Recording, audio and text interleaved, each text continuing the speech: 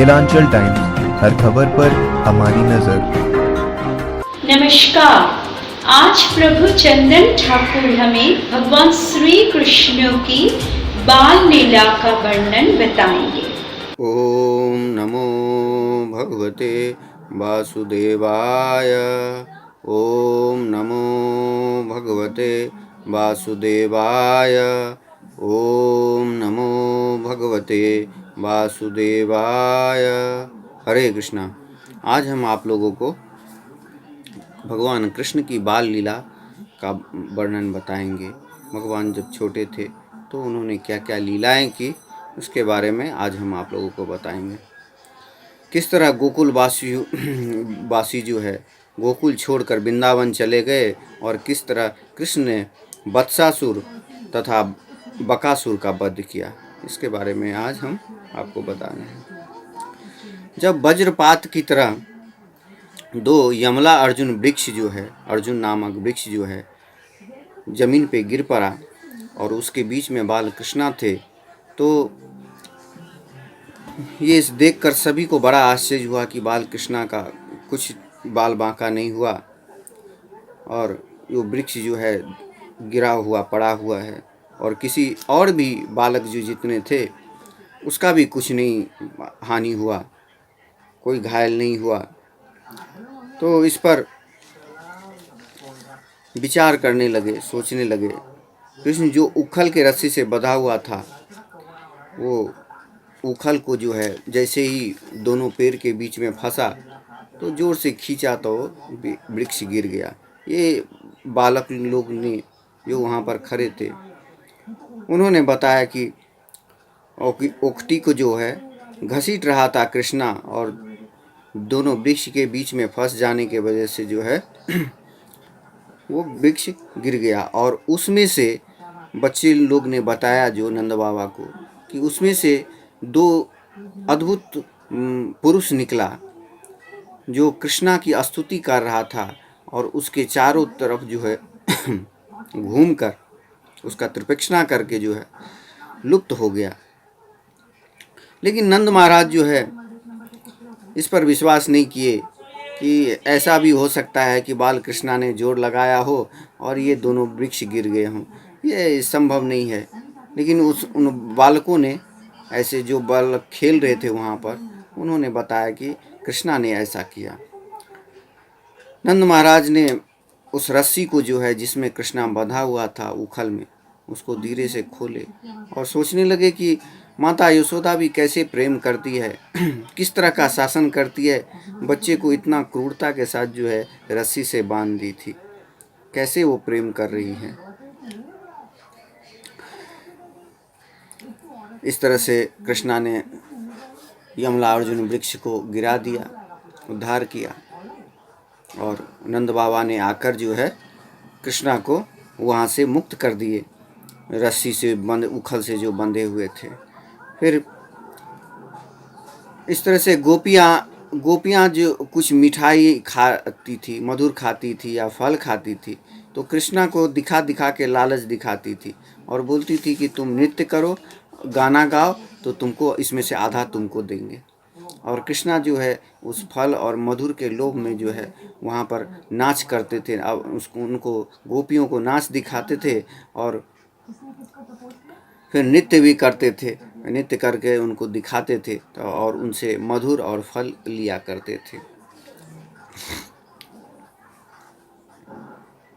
कभी कभी माता बोलती थी कि ये वस्तु ला दो, वो वस्तु ला दो, इधर से ला दो, उधर से ला दो, तो ये सब काम करते कृष्णा जो है अपने बालपन में की क्षमता के अनुसार, जैसे पीढ़ी लाने बोलते थे, उठाने जाते थे तो उनसे उठता नहीं था पीढ़िया, तो इतने भारी पीढ़िया होते थे कि उठता नहीं था, तो ये अपना परम ईश्वर जो गोवर्धन को उठा लेते हैं, वो एक छोटा सा पीढ़ी नहीं उठा, ये लीला करके उनको माताओं को दिखाते थे। माता फिर दौड़ के आती थी, ले जाती थी जो नहीं उठा पाते थे कृष्णा। भगवान इन कार्यकलापों से ये दिखाना चाहते हैं कि उनसे जो प्रेम करता है वो उनके बस में हो जाते हैं, वो जो जो बोलता है वो करते हैं, उसके आज्ञा का पालन करते हैं। इस तरह से हम देखते हैं। तो भगवान जो है भक्त वत्सल हैं, भक्त के अधीन हो जाते हैं। एक दिन एक स्त्री जो है टोकरी में फल लेकर जो है एक स्त्री फल बेचने आई गोकुल में फल बेच रही थी और ज़ोर ज़ोर से आवाज़ लगा रही थी कि ब्रजभूमि के वासियों, यदि आप लोगों को फल खरीदना है तो मेरे पास आओ, मैं सुंदर सुंदर फल लाया हूँ, बहुत मीठे मीठे फल लाया हूँ, आप लोग आओ मेरे से खरीदो। यह जब कृष्णा ने सुना तो वो सोचने लगे कि मैं जाके फल खरीदता हूँ। तो सभी को देखते थे। उस समय जो है द्रव्य का, पैसे का उतना लेन देन नहीं होता था। जैसे फल के बदले में कुछ अनाज देता था, कुछ अनाज ले जाके धान चावल देते थे, उसके बदले में फल मिलता था। तो किसी वस्तु से वस्तु का लेन देन होता था, उतना द्रव्य का लेन देन नहीं होता था, पैसे का लेन देन नहीं होता था, वस्तु से वस्तु का लेन देन होता था। तो सभी को कृष्णा देखते थे कि अनाज लेके जाके कुछ सब्जी या फल खरीदता है। तो कृष्णा ने भी सोचा कि कृष्णा ने अपने दोनों अंजुले में से कुछ धान लिया और ले जाकर उस दौरे जाकर जो है उस फल वाली के पास गए और उसको देने लगे। तो रास्ते ऐसे डगमगा के चल रहे थे कि आधा तो उनके हाथ से रास्ते में ही गिर गया और जो कुछ हाथ में बचा था वो फल वाली को दे दिया और बोले कि मुझे फल दो। फल वाली भी भगवान कृष्णा के प्रेम में आ गए और प्रेम से जो है उन्होंने उनके पूरे हाथ में, पूरे जितना वो उठा सकते थे फल, सारा फल अपना दे दिया। और देखिए आदमी कैसे भगवान के साथ प्रेम का आदान प्रदान से क्या फल मिलता है। जैसे पत्रम पुष्पम फलम तोयम ये माँ भक्त्या प्रेक्षति। भगवान बोलते हैं कि मेरे को कोई पत्ता, फूल, फल कुछ भी कोई अर्पण करे, तदहं भक्तु अपहतम अस्नामि, मैं उसका दास हो जाता हूँ, फिर वो मेरा भक्त बन जाता है और मैं उसका योग क्षेमम वहम्यहम्, फिर उसके सारा भार मैं ले लेता हूँ। गीता में भगवान बोले हैं, यत् करोति यद अस्नासि यज्जुहोसि ददासि यत् तपस्वसि कौन्तेय तत् कुरुष्व मदर्पणम्।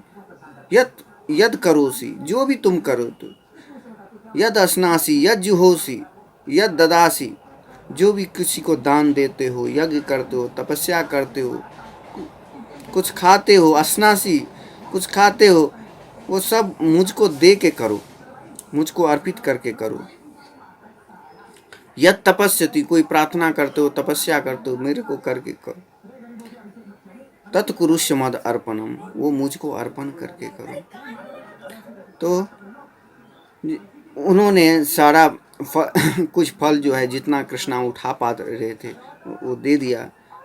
कुछ ही देर के बाद देखते हैं कि उनके टोकरी में रत्नों और सोनों से भर गया।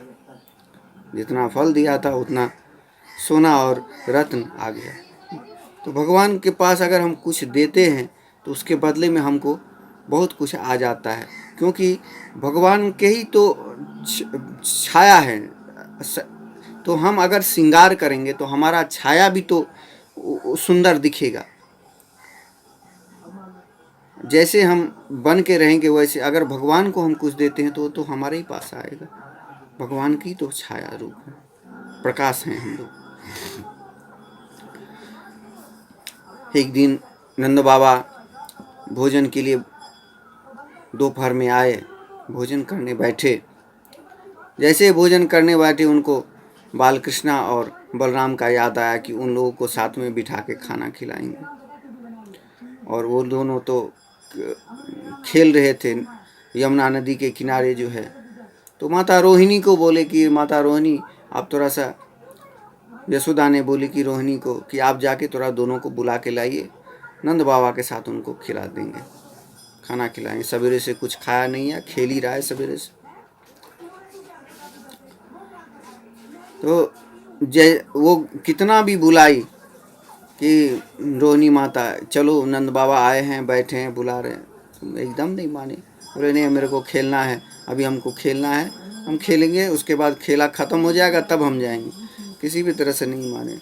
फिर यशोदा माता को बोली कि तुम ही जाओ, तुम्हारा बात कृष्णा मानेगा, मेरा बात नहीं मानता है। तो यशोदा माता गई, बार बार उसकी बोले देखो आज देखो कैसा सुंदर दिन है, इसी दिन में तुम्हारा जन्म हुआ था, आज तुमको चलो अच्छा से नहला देंगे, अच्छा से श्रृंगार कर देंगे। तुम के दूसरे बच्चे को देखो, तो दूसरे बच्चों को देखो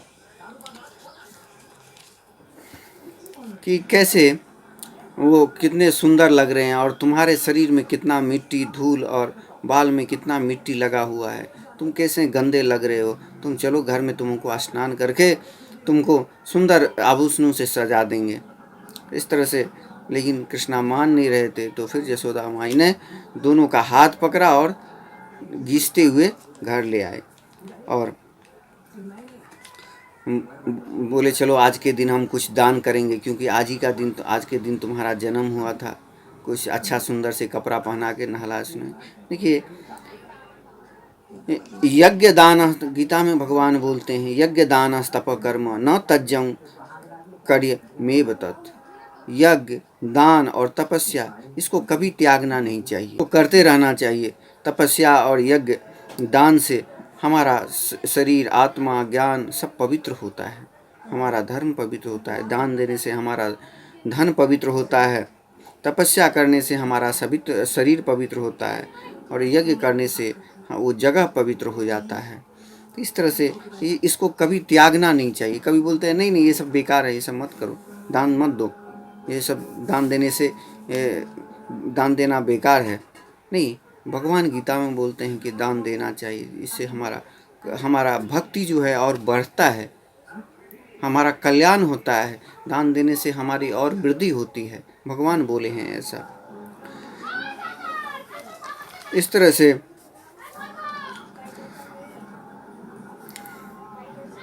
भगवान कृष्णा को फिर सुंदर से नहला के आभूषण पहनाए और नंद बाबा के साथ भोजन किए।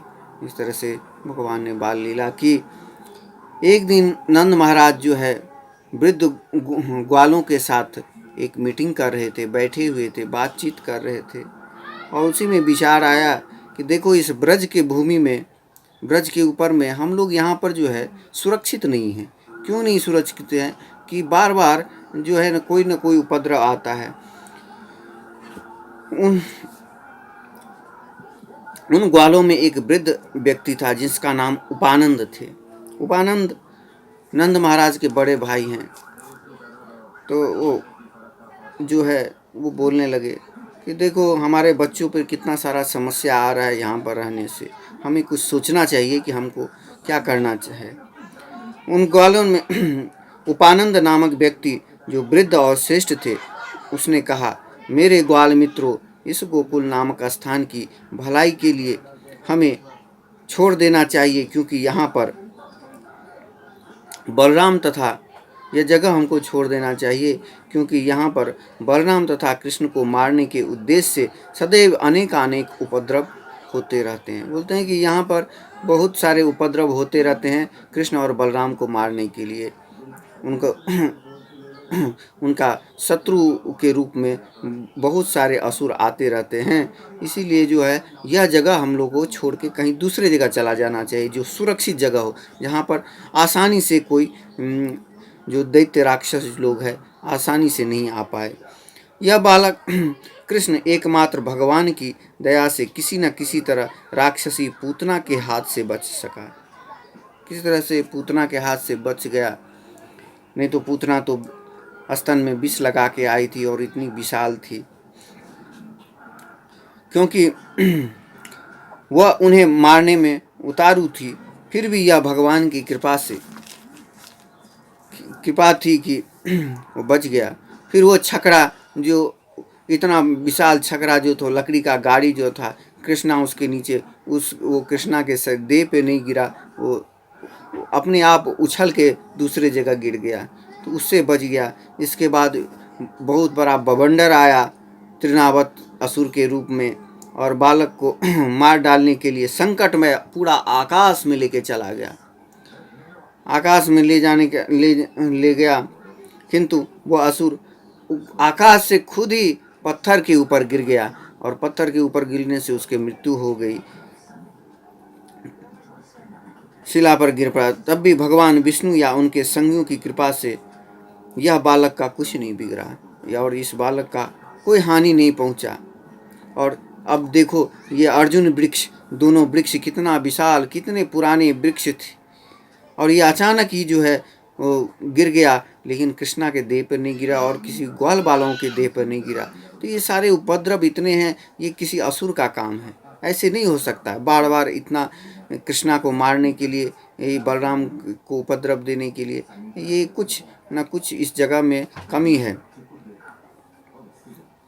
यह कोई अज्ञात नहीं है, अचानक उपद्रव नहीं हो रहा है, यह किसी असुर द्वारा किया जा रहा है।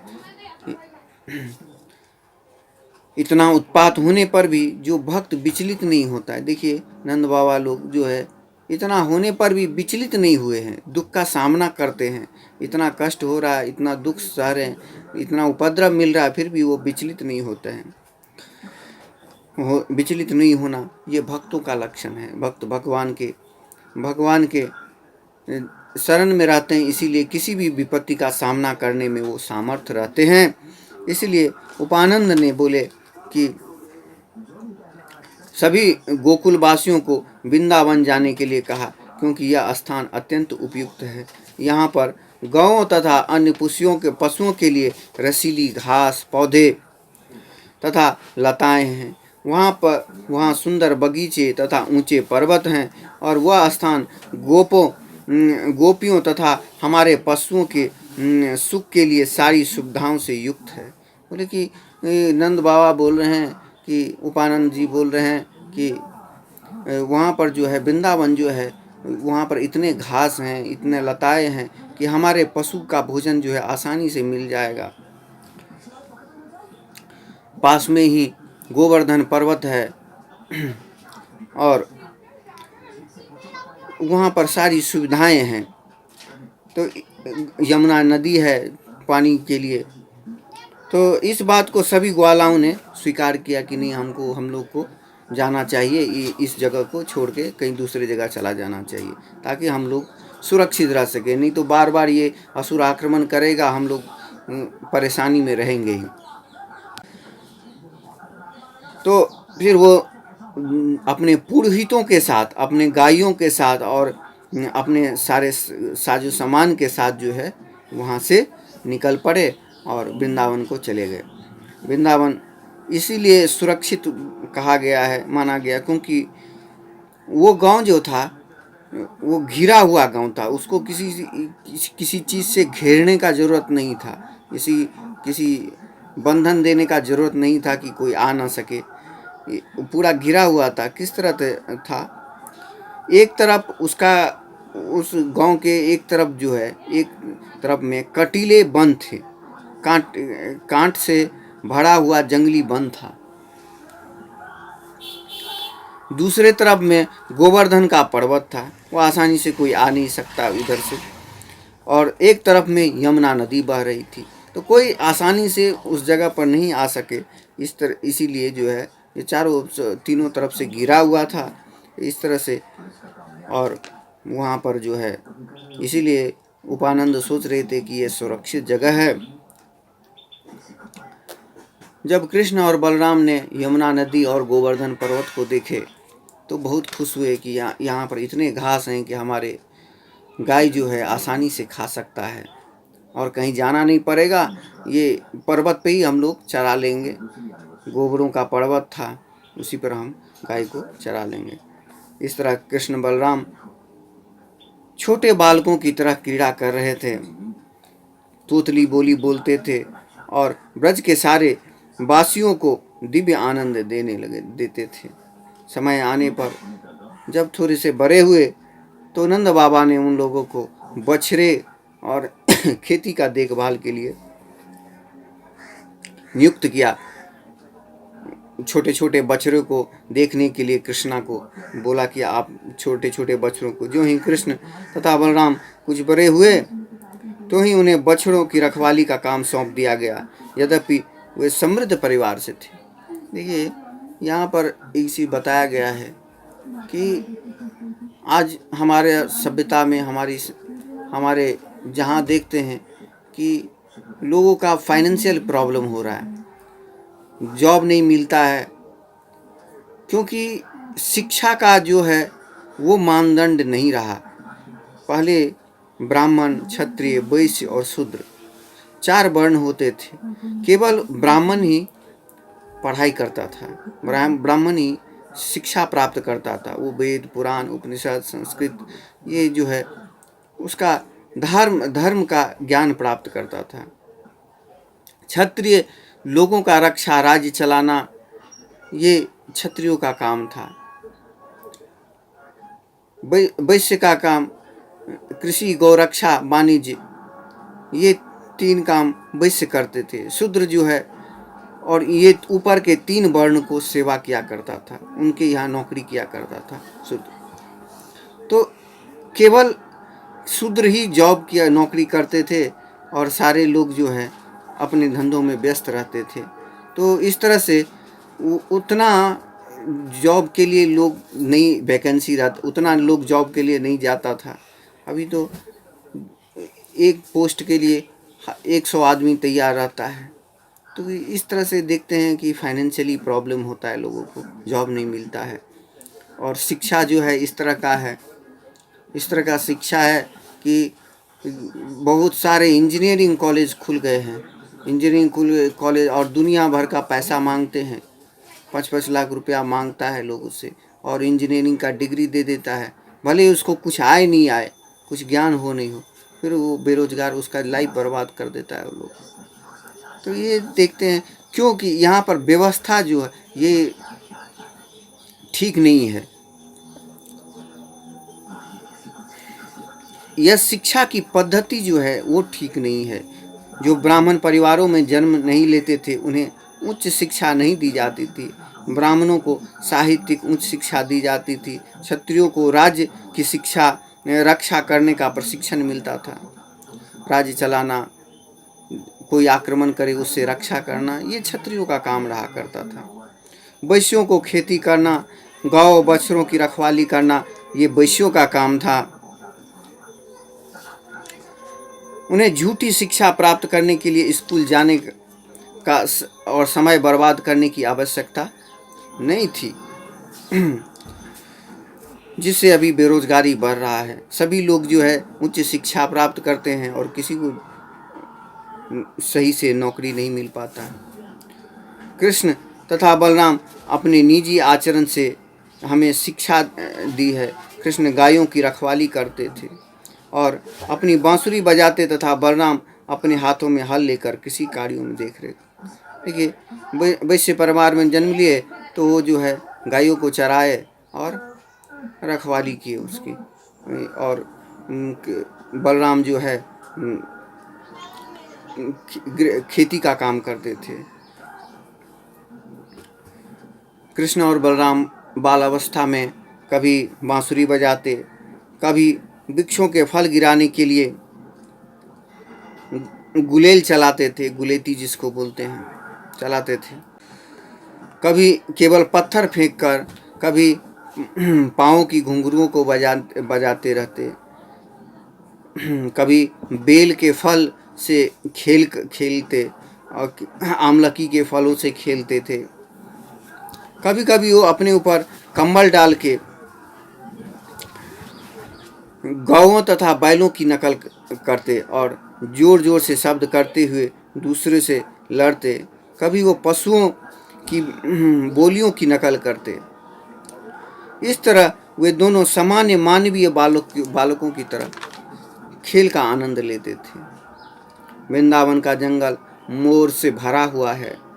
वहाँ कोयलों, बतखों, हंसों, सरसों तथा बंदरों, बैलों और गायों से भरा हुआ पूरा था। अतः कृष्ण बलराम इन पक्षियों का गायों का नकल करके उसका आवाज़ निकालते थे, और जब वो उनके पास आता था, सुनता था, तो उनके तरफ देखता था, तो इसका वो आनंद लिया करते थे। एक दिन जब कृष्ण तथा बलराम अपने साथियों के साथ यमुना नदी के किनारे बछड़े चरा रहे थे, तो कृष्णा को मारने की इच्छा से एक अन्य असुर आया वहाँ पर। अब देखिए, इतना दिन तो गोकुल में थे, वहाँ पर तो आता था। कंस को पता चल गया कि कृष्णा जो है वृंदावन चले गए हैं, तो उन्होंने पता लगाकर जो है वहाँ पर चले गए, और वहाँ पर जो है, वहाँ पर भी जब कृष्णा बछड़ा चरा रहे थे, छोटे छोटे बछड़े, एक राक्षस जो है बछड़ा का रूप धारण करके उसके अंदर घुस गया। जब भगवान ने देखा कि असुर बछड़े का वेश धारण करके अन्य बछड़ों के समूह के बीच घुस आया है, तो उन्होंने बलदेव को इशारा किया कि देखो आ गया है, अभी एक थोड़ा सा दूसरा अभी कुछ करना है हमको, केवल बछड़े को ही नहीं चराना है। परित्राणाय साधूनाम विनाशाय च दुष्कृतम, साधुओं की रक्षा भी करनी है और दुष्टों का नाश भी हमको करना है, इसीलिए हम अवतरित हुए हैं, हम आए हैं, तो वो भी हमको काम करना है। तो बलराम बोले ठीक है चलो। चुपके चलते चलते जो है उस राक्षस जो है छोटे बछड़े के पास आ गए। बछड़ा सोच रहा था, वो जो राक्षस था वो सोच रहा था कृष्णा ऐसे ही हमारे पास अपने आप चल के आ रहा है, लेकिन कृष्णा की तो लीला थी, वो खुद ही उसके पास चले गए। तत्पश्चात कृष्ण ने उस असुर का पिछला टांग और पूंछ पकड़ा और उसके शरीर को आकाश ऊपर जो है तेजी से घुमाते रहे, जब तक वो मर नहीं गया तब तक उसको घुमाते रहे, ऊपर में चक्कर लगाते रहे। और जैसे ही वो मर गया, उसको जो है कैथ का पेड़ होता है, बेलकाथ बोलते हैं, उसका फल जो है उस खाने, उसके भीतर में पूरा गुदा रहता है, जिसको खाने में मीठा और खट्टा दोनों लगता है। तो उस बहुत विशाल वृक्ष होता है, उस विशाल वृक्ष के ऊपर फेंक दिए, और वो दूर में होता है फल, इसीलिए उसको तोड़ने में दिक्कत होता है। तो कृष्णा ने बोला कि हम इतने सारे ग्वाल बाल हैं, सबको खाना है कथबेल, तो इस असुर को ही फेंक के जो है, जैसे उसके ऊपर में पेड़ के ऊपर में फेंके, पेड़ के ऊपर से जो है बहुत सारा जो है कथबेल नीचे गिर गया, और सभी ग्वाल बाल ने लेकर उसको खाया। फिर सभी ग्वाल बाल ने अपना सवेरे का जो नाश्ता था वो निकाला, और सभी लोगों ने बैठ के भोजन किया।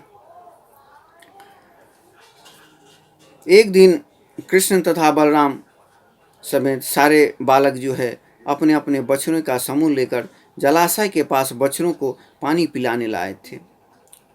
जलाशय के पास जो है पानी पिलाने लाए थे, तो देखते हैं कि एक बहुत विशाल पहाड़ का एक टुकड़ा जैसा जो है एक बगुला जो है बैठा हुआ है। जैसा लग रहा था पर्वत की चोटी के समान था, जो वज्र के द्वारा टूट गया है। ऐसा लग रहा था कि पर्वत का चोटी जो है वज्र से टूट के नीचे गिरा है। ऐसा बगुला सफ़ेद रंग का जो है बैठा है, इतना विशाल बगुला देखकर सभी भयभीत हो गए कि ये इतना विशाल बगुला कहाँ से आ गया। वो विशाल बगुला बकासुर था। वो राक्षस जो कंस का मित्र था, तेज चोंच वाले बगुले का शरीर धारण कर लिया था। वहां आकर उसने तुरंत ही कृष्ण को निगल लिया। जब बलराम तथा अन्य बालकों ने देखा कि कृष्ण विशाल बगुले द्वारा निगले जा चुके हैं, तो वे बेहोश हो गए और मानो जैसे प्राण रहित इंद्रियां हों। उन्होंने वो सोचने लगे कि ये क्या हो गया, कृष्णा को बगुला ने निगल गया, अब क्या करें हम लोग। उन लोग को जैसे लगा कि प्राण निकल गया। कृष्णा उन लोगों के लिए प्राण के समान थे।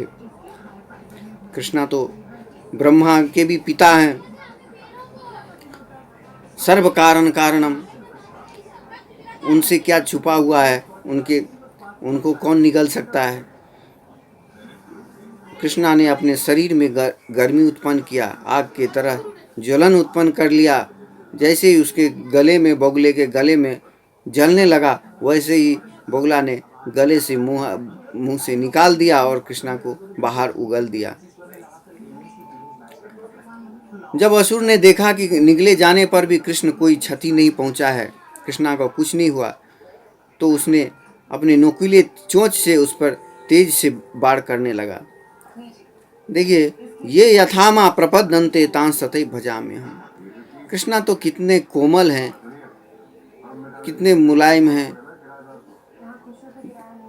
गोपियां उनसे कितना आनंद लेती है, इतने कोमल फूल के समान है कृष्णा।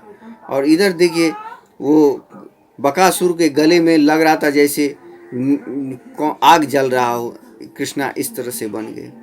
तो जो जैसा रूप से उनको भजता है, देखता है, वो उसके लिए ऐसे ही हो जाते हैं। वो कोमल कृष्णा जो है अग्नि के स्वरूप हो गए, जो वैष्णवों के नायक हैं, वैष्णवों की रक्षा करने वाले भगवान हैं। नमो ब्राह्मण्य देवाय गो ब्राह्मण हिताय च जगद्दीताय कृष्णाय गोविंदाय नमो नमः। वैष्णव ब्राह्मणों की रक्षा करने वाले हैं। कृष्णा ने देखा कि कंस का मित्र बकासुर उन पर आक्रमण करने का प्रयास कर रहा है। कंस ने भेजा था बकासुर को कि कृष्णा को मार के आना। तब कृष्णा ने अपने दोनों हाथों से इसकी चोंच को, दोनों भागों ठोरों को पकड़ लिया और सारे ग्वाल बालों के सामने में ही उसे उसी प्रकार चीर डाला जिस तरह बीरन घास के डंटी को बच्चों हाथ से चीर डालता है। कृष्ण द्वारा इस प्रकार असुर को मारे जाने से स्वर्ग के सभी देवता, इंद्र, वरुण, कुबेर, ये सब सभी आके जो है अत्यंत प्रसन्न हुए और उन्होंने प्रार्थना की। उस समय स्वर्ग के वासियों ने बकासुर के शत्रु कृष्ण पर नंदकानन में जो है मल्लिका के फूल उगे थे, वो सारे लाए हुए थे और भगवान के ऊपर वर्षा किया। उन्होंने दुंदुभी बजाई, शंख बजाकर भगवान की स्तुति की और उनको बधाई दी कि भगवान आपकी जय हो, कृष्णा की जय हो। देखकर जो है ग्वाल बाल आश्चर्यचकित हो गए कि ये देवता लोग ऊपर में कौन है और कृष्णा को जय जयकार क्यों कर रहा है। ग्वाल बालों को बहुत आनंद आया। कृष्णा को सुरक्षित देखकर ग्वाल बाल आनंदित हुए और सभी लोगों ने कृष्णा को गले लगाया। जैसे लगा फिर से प्राण वापस आ गए हैं। सभी लोग सोचने लगे कि कृष्ण को फिर कृष्णा ने जब अपना भोजन वोजन करके फिर घर गए तो नंद बाबा सब ये बात सुने। सभी बाल गोपाल बोलने लगे कि ऐसे ऐसे हुआ। एक बहुत विशाल पहाड़ जैसा जो है एक बगुला आया था, उसको कृष्णा ने मार दिया। तो सभी लोग सोचने लगे कि कृष्णा को कितनी बार मृत्यु का सामना करना पड़ रहा है, लेकिन भगवान की कृपा से वो सुरक्षित है।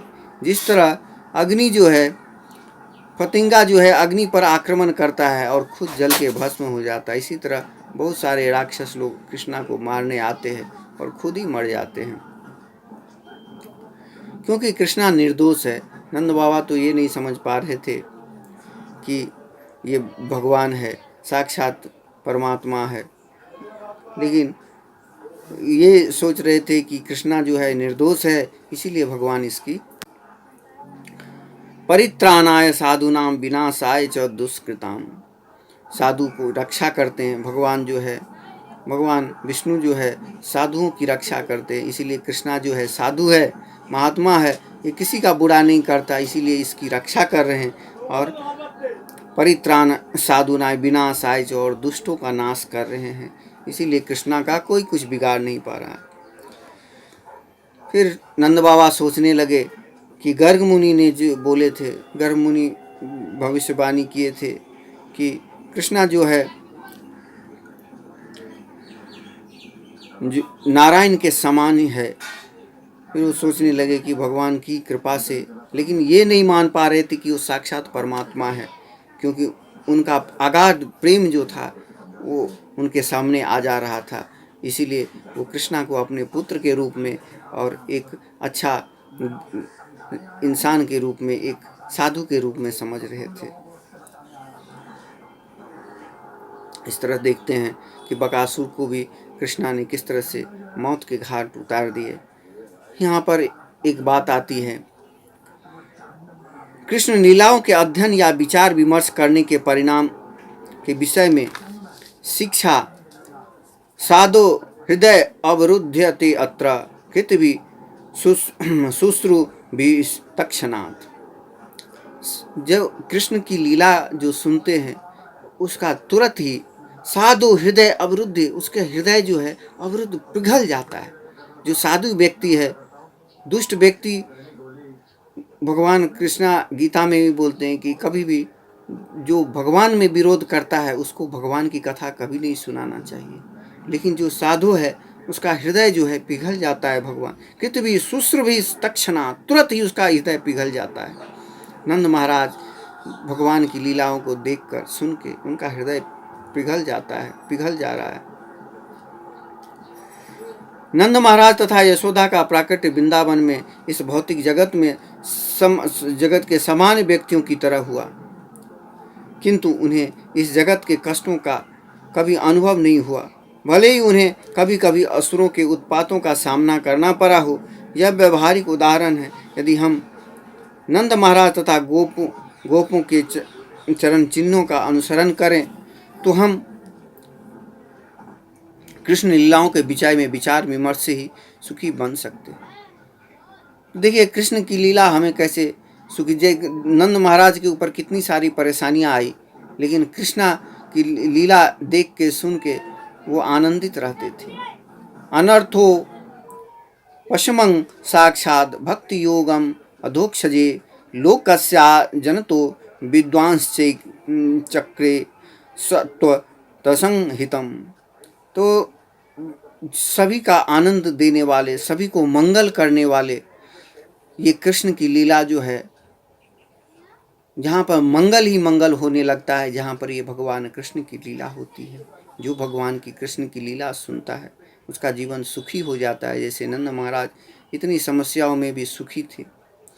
व्यासदेव ने यह ग्रंथ इसलिए लिखा है कि हर व्यक्ति भागवत कथा की विवेचना करने से ही अपने दिव्य पद को समझ सके, यह जान पाए कि हम कौन है, परमात्मा कौन है और हमारा क्या काम है।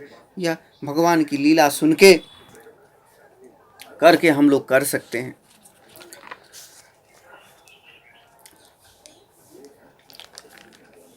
प्रत्येक व्यक्ति कहीं रहकर भी भौतिक कष्टों से मुक्त हो सकता है। अगर वो भगवान की कथा सुने तो अपने भौतिक जो कष्ट हैं उसको कम कर सकता है। उसके लिए किसी प्रकार की तपस्या करने की आवश्यकता नहीं, क्योंकि इस युग में तपस्या करना अत्यंत कठिन है। इसीलिए चैतन्य महाप्रभु ने कहा, सर्वात्मना अस्मनं परम विजयते श्री कृष्ण संकीर्तनम। ये श्री कृष्ण संकीर्तन जहाँ पर है वहाँ पर ही परम विजय है। हम लोग अपने कृष्ण भावनामृत आंदोलन द्वारा श्रीमद् भागवत कथा का वितरण और पुस्तक का वितरण करते हैं, जिससे संसार के सभी कोने में रहने वाला व्यक्ति कृष्ण की लीलाओं के विषय में कीर्तन एवं श्रवण करके कृष्ण भावनामृत आंदोलन, कृष्ण भावनामृत, हमारी भावना जो है कृष्ण में लग जाए, यही जो है यह जीवन का उद्देश्य है, मूल उद्देश्य है। नहीं तो पशुओं के तरह मृत्यु तो पीछा कर ही रही है हर व्यक्ति का। हर व्यक्ति मृत्यु के ओर अग्रसर हो रहे हैं एक एक दिन प्रतिदिन, क्योंकि अगर मनुष्य का जीवन 100 वर्ष निश्चित है तो जैसे ही वर्ष बीतता है तो 1 वर्ष तो उसका कम हो जा रहा है और मृत्यु के पास जा रहा है वो। इस तरह कृष्ण तथा बलराम ने लीला की, और अगर हम भगवान कृष्ण का लीला सुनते हैं तो हमें कष्टों से मुक्ति मिलता है। बाल कृष्ण और बलराम ने ब्रजभूमि में बच्चों के साथ खेले तथा आँख मिचौली खेले, समुद्र में पुल बनाने का नाटक किए तथा बंदरों की तरह इधर उधर कूदने फानने में अपना समय बालपन में व्यतीत किए। इस तरह हम देखते हैं बाल कृष्णा की लीला इस तरह से अद्भुत है, कितना आनंददायक है, और हमको उनके शरण लेने से हमारा कल्याण होता है। हरे कृष्णा कृष्णा कृष्णा हरे हरे, हरे राम राम राम हरे हरे। हरे कृष्णा। केलांचल टाइम्स, हर खबर पर हमारी नजर।